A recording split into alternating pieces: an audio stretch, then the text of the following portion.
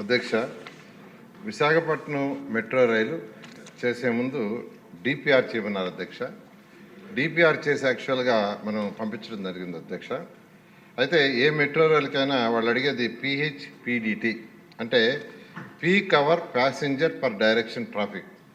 దాన్ని బేస్ చేసుకొని శాంక్షన్ చేస్తారు అధ్యక్ష. ఈరోజు విశాఖపట్నంలో అది చేయించాం అధ్యక్ష. అయితే మినిమం 2051, అంటే రాబోయే 30 సంవత్సరాలకి, వాళ్ళు అడిగేది కూడా ఇప్పుడు కాదు అధ్యక్ష, రాబోయే 30 సంవత్సరాలకి ఎంత ఉంటుందంటే మినిమం 10,000 ఉంటేనే వాళ్ళు యాక్చువల్గా మెట్రో శాంక్షన్ చేస్తారు అధ్యక్ష. ఈరోజు స్టీల్ ప్లాంట్ నుంచి కొమ్మాడి దాకా తీసుకుంటే మనం జయించిన peak hour passenger per direction traffic తీసుకుంటే 17,631 వచ్చింది అధ్యక్ష.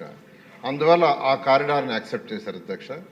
అదేవిధంగా గురుద్వార నుంచి ఓల్డ్ పోస్ట్ ఆఫీస్ దాకా 14,167 వచ్చింది, అంటే 10,000 కంటే ఎక్కువ వచ్చింది కాబట్టి దాన్ని కూడా యాక్సెప్ట్ చేశారు అధ్యక్ష.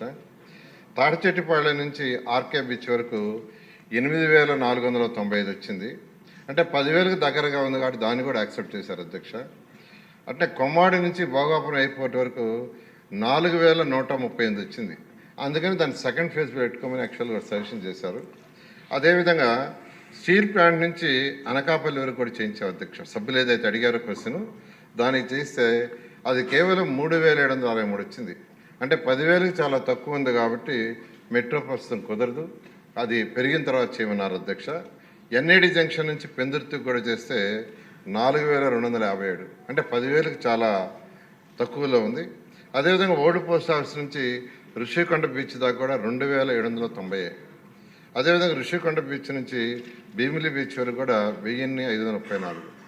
అందువల్ల యాక్చువల్గా వాటిలో ఇప్పుడు కుదరదన్నారు అధ్యక్ష. అయితే అనేక ఆల్టర్నేట్స్ ఉన్నాయి, సభ్యులు చెప్పినట్టుగా అదర్ ఆల్టర్నేటివ్స్ని స్టడీ చేసి యాక్చువల్గా దాని మీద ముందుకు పోవడం జరుగుతుంది.